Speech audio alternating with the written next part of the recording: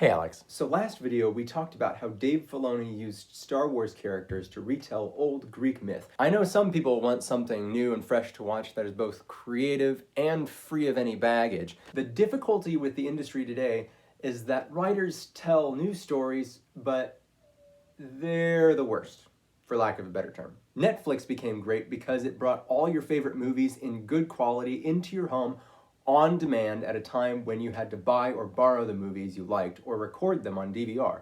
Some of you old folks remember those days.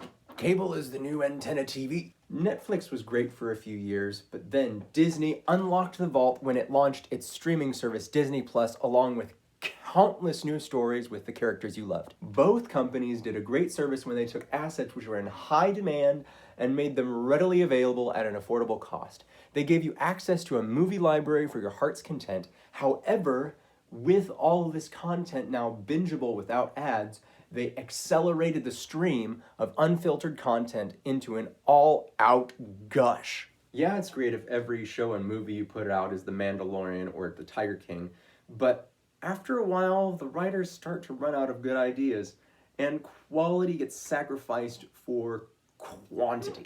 An obvious example is the MCU, where you see what Disney execs call superhero fatigue.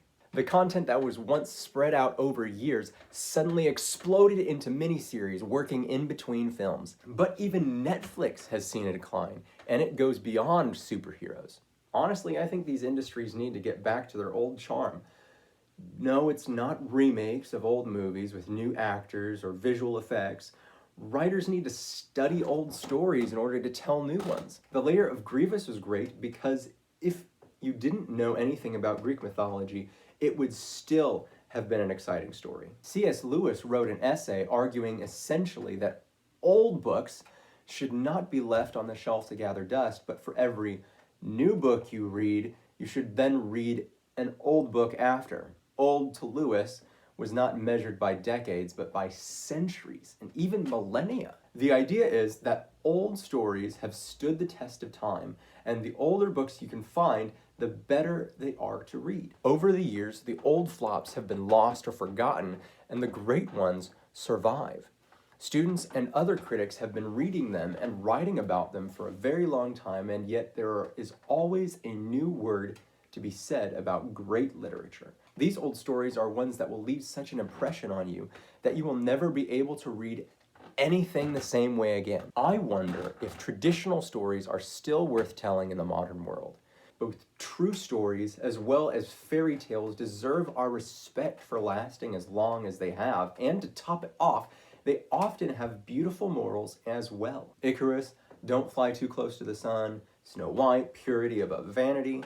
Oedipus, be careful not to kill your dad and sleep with your... Anyway, the point is that we can still do a lot with old stories, and since we are struggling to get the same culturally significant entertainment, we could use a good story or two to get excited about. Cinema has done this for generations, producing films like Little Women, Snow White, Cyrano de Bergerac, The Wizard of Oz, Sleeping Beauty, Swiss Family Robinson, Sir Gawain and the Green Knight.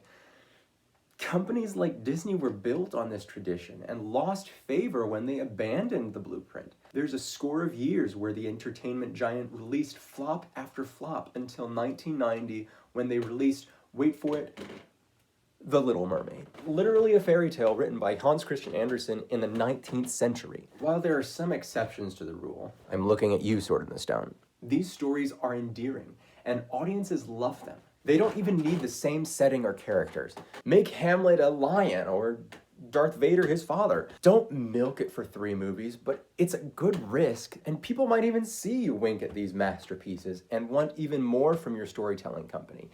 And maybe not every show can be the same quality as The Lion King, but layer your releases with a blend of old and new, and we might find ourselves at the movies again.